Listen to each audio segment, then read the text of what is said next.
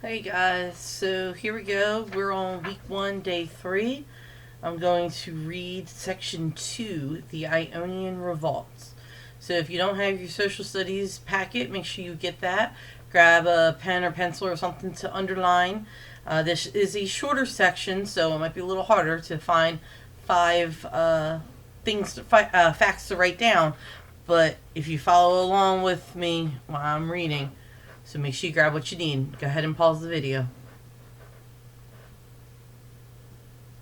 Okay, so welcome back. Hopefully you have everything that you need. If not, again, just put the video on pause, grab what you need, and start playing again.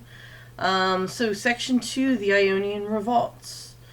In 499 BCE, during the rule of King Darius, the Ionian Revolt began, leading the start of the Greco-Persian Wars. In 546 BCE, under the leadership of Cyrus, the Persians had conquered the wealthy Greek settlements of Ionia, a coastal region bordering the Aegean Sea in Asia Minor. Take a minute and try to find that on the map. We want to look for the Aegean Sea on the map. So let's see here. We have the Aegean Sea. It is hiding. Here we go. I found it. It's hiding up over here at the top of your map there. Okay, it's kind of hard to see. It doesn't stand out like the other seas. But that's the area that we're talking about. It's near Athens. Okay, so if you find Athens near Greece there, might be able to find it a little better. Alright, so the Persians took the Ionians' farmland and harbors. Okay, so they came in, they took their farmland and harbors. So Ionia is right there by the sea. They required the Ionians to pay tributes. And remember, what was tributes? Tributes is talking about the taxes or regular payments of goods and serve in the Persian army. So they were forced to serve in the Persian army. They did not have a choice. However, the Ionian settlements still governed themselves under local leaders. Okay, we've talked about plenty of times that at this point in time, life wasn't necessarily, as we would call it, fair.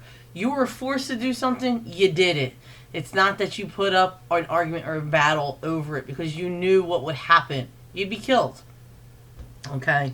So as unfair as we think it is, you're absolutely right. It is 100% unfair. You're being forced to do something you don't want to. But you're thinking about my life, or do I just suck it up and just kind of deal and do what they want me to? Or do I give and sacrifice my life? And you might have a family that you're leaving behind. So a lot of people just gave in and just fought with the Persians. After nearly 50 years of Persian rule, the Ionians sought to regain control of their territory. So after 50 years, that's a lot of time. For some people, the lifespan wasn't as long as it is today. 50 years was a whole lifetime that the Ionians sought to regain control of their territory. However, they knew that they could not defeat the Persians by themselves. They were too small. So they asked mainland Greece for help. Athens sent soldiers and a fleet of ships. So you have Ionia on the one side, the Mediterranean Sea and the Aegean Sea, they all kind of butt into each other. So they went over, asked Greece, hey, I need help. Athens, they got their fleet of ships together, sailed across the Aegean Sea to try to help out. Unfortunately for the Ionians, the Athenians went home after an initial success, leaving the Ionian army to fight alone. To punish the Ionians for rebelling, the Persians destroyed the city of Miletus. In 493 BCE, the Persians defeated the Ionians.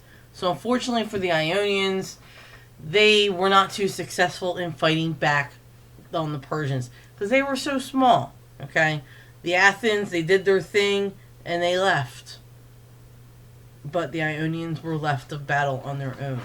So again, that was a real short section. Still write down your 5 facts. Just continuing on the paper. Don't waste paper. You can use the front and back. Put down, section 2, week 1, day 3. Put down your 5 facts. Remember, writing complete sentences. Use all those writing skills that Mr. Grouse was going over in ELA. I want to see complete sentences, using punctuation, capitalizing words that need to be capitalized. Okay? So hopefully that helps you out to get through your 5 facts for day 3. See you in the next video.